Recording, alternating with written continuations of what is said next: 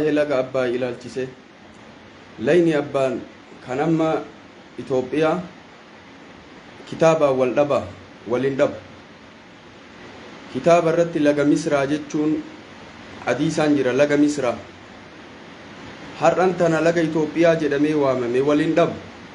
isiniif hima dura durso baga gammaddan mallaw Itoophiyaa guutuun Itoophiyaa baga gammaddanii qabeenya keessan ta'uu mirkaneessuu keessatti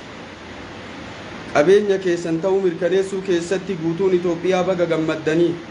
lammeessoon Itoophiyaan qarqaarama irraa gara ammoo qarqaaruutti seentee jirti baga gammaddanii sadeessoon gammachuun kana caalu layni abbaay layni Misraa kun laga jannataati nabitu alayhi salatu wassalaam layni afurii laga jannataati jaan ithnani zahirani wa ithnani batinani layni ammootiin abbaay kuni layni Misraa kun kaarraka Itoophiyaa kun taarika qaba Amr ibn Aas zamara Umar ibn al-Khattab keessa Misra irratti shuumame Amr ibn Aas sahaaba nabiiti alayhi salatu wassalaam layni kun hin dhaabata aadaa qaba ummanni jaahiliyyaan ummanni asiiku warri Misraa kuni yoo layni kun dhaabate dubartii bikraatan dhiirrin tuqin fuudhanii keessatti darbanii akkasitti ammootiin eeganaa yaa'a malli maalii jennaan Umar ammootiin xalayaa wayii katabe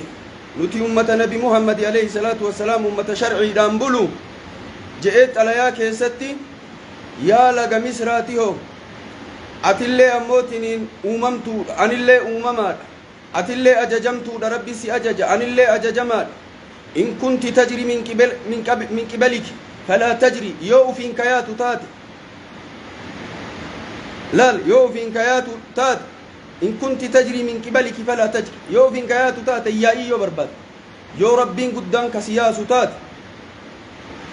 waraqaa tana keessa naa buusaa jedhe xalayaa Umar katabee iyyaati aadaa san dhiisaati aadaa jaahiliyyummaa jarri dubartii bikiraa keessatti darbitu ka hiyyaati maarree layni Misraa jedhamee waamama kitaaba keessatti har'a laga Itoophiyaa jedhamee waamamuunoo sirriidha akkamitti Misra yeroo sanitti laga Abbaay kana ammootiin qubattee jirti yeroo sanitti zamana nabi alayhi salatu wassalaam qubattee jirti laga ammootiin Itoophiyaan achi hin geenne yeroo sanitti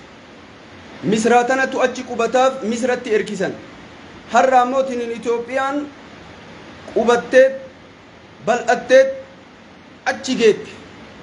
maarreetiniin Itoophiyaan ammootiin ittiin moggaafamuun sirri maa kitaabaa waliin dhabne jecha kitaabni laga Misraa jedhee waamuun zamana sanitti har'a laga Itoophiyaa ammootiin jedhamee moggaafamuun Itoophiyaatu ammootiin heddummaatee namni Itoophiyaa heddummaatee daangaan Itoophiyaa heddummaatee achi geette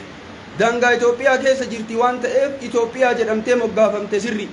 yeroo san kitaabni laga Misraa jechuun Misratu yeroo san achirra qubataaf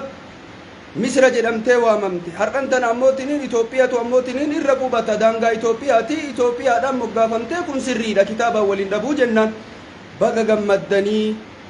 namni hin gammanne hin jiru yoo munaafiqa taate malee yoo nama of wallaale taate malee harreenu osoo ka gaafatan taate osoo ka dubbattu taate layni ammootiin ilaal abbaay kun kennaa jetti nama harreen geennetu ammootiin kennaa miti jedha nama of wallaala uumama ufiillee wallaale dhaloota ufiillee wallaale akkaataa jireenya isaallee wallaale uffata isaallee wallaaletu layni abbaay laga kennaa miti jedha nuti gammannee jirra baga gammaddan irra guddaan wanni an gammadee layni abbaay Itoophiyaa moggaafamuu irrallee laga ammootiin jannataa tahuudha ka nabi alayhi salatu wassalaam layni Misraa layni kun laga jannataati jedhan laga afurii waamanii kanaaf obbolowwan kiyyaa gammaduudha qabdanii viidiyoo tana waliif sheer gataa koppilinkii gataa nama hedduu gaafii irratti taate kitaaba keessatti laga Misraa jedhamee waamama har'a Itoophiyaa maaliif jedhamee waamamaa jedhee nama nagaafate jira yeroo sanitti Misratu irra qubataaf Misra jedhamee waamame zamana sanitti har'a Itoophiyaan heddummaatee namni Itoophiyaa heddummaatee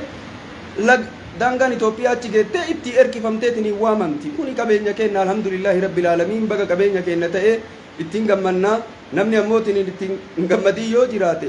nama ammootiin hoolaa gadiiti harree gadiiti yoo taate malee namni laga abbaayitti hin gammanne hin jiru eebba abbaayitti namni hin gammanne hin jiru kanaaf ammootiin waliif sheer gataa koppiliin gataa assalaamu alaykum wa rahmatullahi wa barakaatu namni hayyuun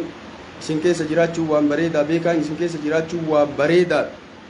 aalimni isin keessa jiraachuu waan bareedaa waan aqliin keetiin himtuu miti kun abbootiin aalimaa dhiisi bootaa wallaalte beekaa dhiisi akkanatti dubbii wallaalte ammootiin aalimatu sirreessa beekatu sirreessa beekaa jala deemi hayyuu jala deemi tahiyyaa askariyyaa